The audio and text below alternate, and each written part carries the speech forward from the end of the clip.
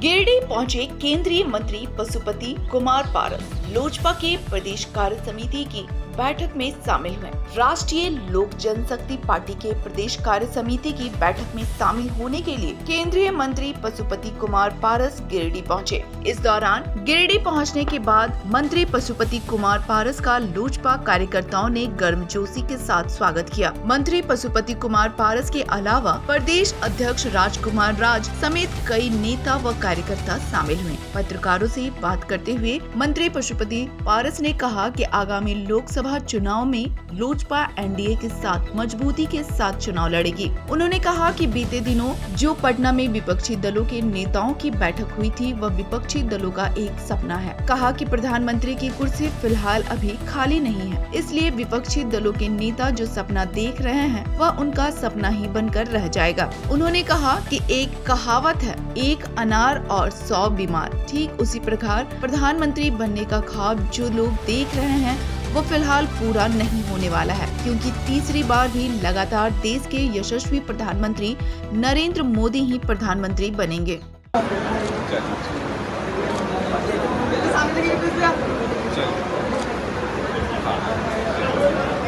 Team को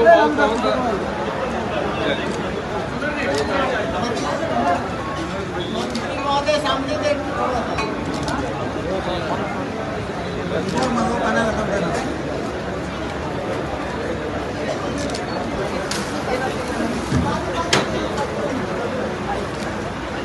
सामने देखिएगा, ये दे दो। यहाँ पे देखिए, सामने यहाँ पे चलिए स्टॉल बढ़ाइए।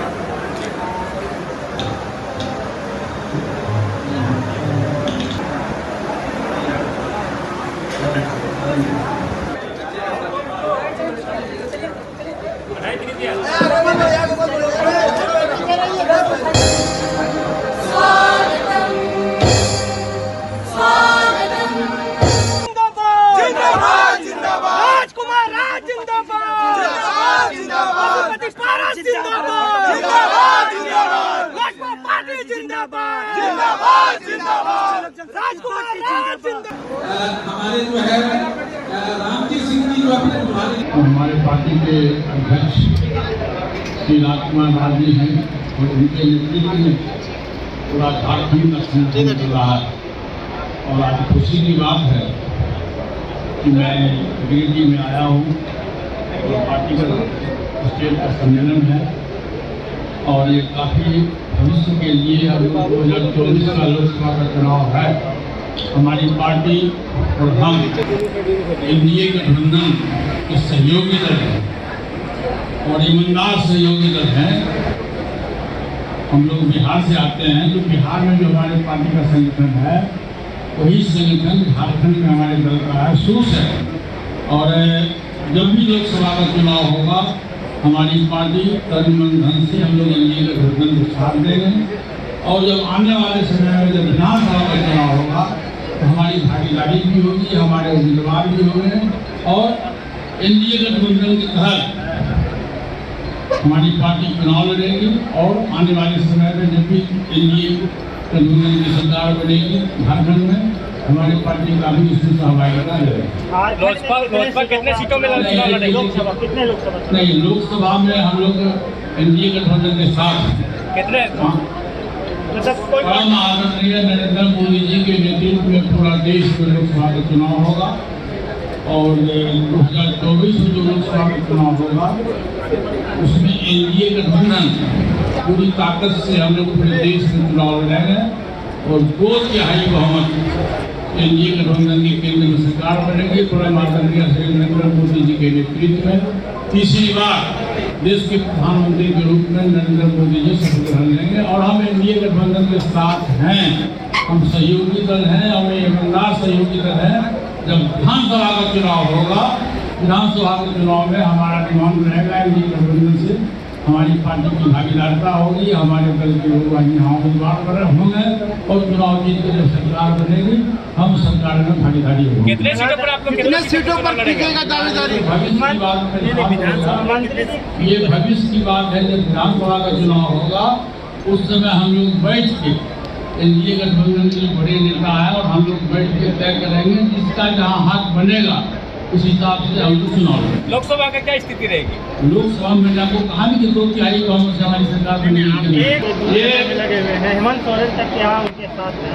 क्या लग रहा है कि ये सपना है, सपना साकार नहीं होगा।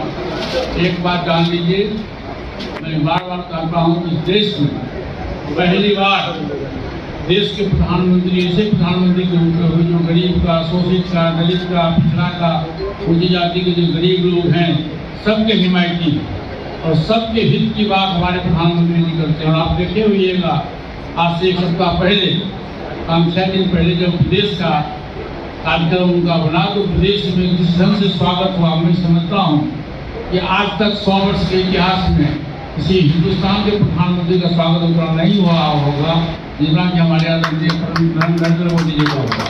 और अमेरिका जैसे कंट्री का राष्ट्रपति ने हमारे प्रधानमंत्री जी को कहा कि आप इतने आदरणीय हो, आप इतने लोकप्रिय हो कि आपका फोटोग्राफ लेने की इच्छा होती है हमारी। किसी दूसरे देश का राष्ट्रपति पैर छू के प्रणाम करता है प्रोटोकॉल को तोड़ के। आज आप देख सकते हैं कि आज जो हमारे प्रधानमंत्री जी हैं विदेश के दौरा पर गए। विदेशी नीति जो हमारा है वो आज़ादी के बाद से आज तक सबसे अच्छा विदेश नीति है। और आज आप देखिए 1 नेशन 1 राशन कार्ड, देश में 1 अरब 40 करोड़ की आबादी है और हमारी सरकार मुफ्त में हम 80 करोड़ लोगों को मुफ्त में अनाज दे रहे हैं। किसान जो हमारा है, किसान को हम सब्सिडी दे रहे हैं। हमारा जो नौजवान है, जो बेरोजगार लोग हैं, प्रधानमंत्री ने आदेश दिया है कि प्रत्येक साल हम 10 लाख लोगों को नौकरी दें, रोजगार दें। इसी बात है कि हमारे देश में जो गरीबी रेखा से जो लोग नीचे हैं, जो बीमार रहा करते थे, जिनकी मृत्यु हो जाया करते थे पैसे के अभाव में, दवाई के अभाव में, प्रधानमंत्री जी ने कहा कि नहीं, मौलिक अधिकार है हमारा। मौलिक अधिकार के तहत देश का कोई भी नागरिक हो, चाहे गरीब हो, अमीर हो, सबको जीने का अधिकार है। और प्रधानमंत्री जी ने अपने कोष से 5 लाख रुपया दिया और जिससे लाखों लोगों की जिंदगी बच गई। उसी तरह से आप देखिए वृद्धावस्था पेंशन है, उसी तरह से आप देखिए शिक्षा में आमूल परिवर्तन हुआ। हमारी जो ऊंची जाति के जो गरीब लोग हैं, सामाजिक दृष्टिकोण से, आर्थिक दृष्टिकोण से कमजोर है, उनको भी हमारे प्रधानमंत्री जी ने, हमारी सरकार ने, केंद्र सरकार ने 10% आरक्षण की सुविधा दी। तो नीचे तबके से लेके और जहाँ तक उनका उद्देश्य ये है कि जो गरीब लोग हैं वो समाज के मुख्य धारा में जुटे। और ये हमारे प्रधानमंत्री जी का सोच है। इसलिए प्रधानमंत्री जी की सोच है वो भी उसी परिवार से आए, इसलिए गरीब के दर्द को समझते हैं।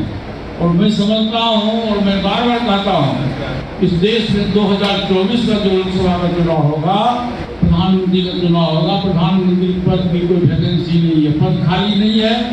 तीसरी बार भी हमारे देश के प्रधानमंत्री लोकप्रिय प्रधानमंत्री श्री नरेंद्र मोदी जी हैं, उनके नेतृत्व में सरकार बनेगी और तीसरी बार इस देश के प्रधानमंत्री बनेंगे। एनडीए के खिलाफ यूपीए ने महागठबंधन के लिए प्रयास शुरू कर दिया है।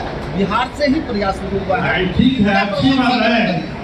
बिहार से प्रयास शुरू हुआ और बिहार से विखंड भी शुरू हुआ, विनाश भी शुरू हुआ बिहार से। आप देखे होइएगा कि 16 दल के लोग बिहार में 23 तारीख को एकजुट हुए थे और सबका अलग अलग रास्ता है। आपके बगल में बंगाल के मुख्यमंत्री श्रीमती ममता बनर्जी हैं, उनका कहना है कि हम कांग्रेस सीपीएम को बंगाल के घुसने नहीं देंगे। अरविंद केजरीवाल जी हैं, दिल्ली के मुख्यमंत्री, पंजाब में उनकी सरकार है, वो कहते हैं कि हमारे खिलाफ जो अध्यादेश जारी हुआ है, आप तमाम विपक्ष है, आप उसको मदद करो, राज्यसभा मदद करो। कांग्रेस करती है कुछ लोग। तेलंगाना का जो मुख्यमंत्री है उनका अलग राग है, वो खुद प्रधानमंत्री पद के दावेदार है। ऐसा है कि एक अनार है और 100 बीमार। प्रधानमंत्री की कुर्सी एक है और दर्जनों उम्मीदवार है। इसलिए इस देश में संभव नहीं है, इस देश में जो रीजनल पार्टियां हैं, जो स्टेट लेवल की पार्टियां, धर्म है, जाति का आधार पर भटा हुआ है, और ये कतई संभव नहीं है कि पूरा विपक्ष इकट्ठा हो। इसलिए हमारे जो प्रधानमंत्री जी हैं उनकी लोकप्रियता से ये लोग परेशान हैं। देखिए देहात में कहावत है कि अपने दुख से लोग दुखी नहीं होता, दूसरे को सुख से दुखी होता है। यही विपक्ष का हमारे देश में प्रधानमंत्री के स्टेटस में इस देश का आज की तारीख में कोई ऐसा लीडर नहीं है जो देश के प्रधानमंत्री पद के लिए उपयोगी साबित है। लालू राष्ट्रीय जी ने कहा है कि हम फिट हो गए और मोदी को भी फिट कर देंगे। लालू जी ने कहा है कि हम फिट हो गए और मोदी जी को लालू जी कहाँ फिट हो गए, तो सदाबहार है और जमानत पर बाहर आए हुए हैं। और उन्होंने उनको जो जमानत मिली है इसी सब पर जमानत मिली थी कि आप राजनीति में दखल नहीं दो, तो जमानत पर बाहर आए हो। मंत्री जी समान नागरिक कानून लाने की तैयारी कर रहे हैं, लोक जनशक्ति पार्टी का भूमिका क्या है? हमारी भूमिका हमें इनके गठबंधन के साथ है।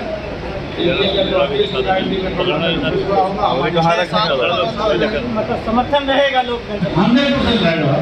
समान नागरिक क्योंकि मणिपुर में लोगों का रिसोर्स है, वहाँ कुकी समाज के लोग हैं और एक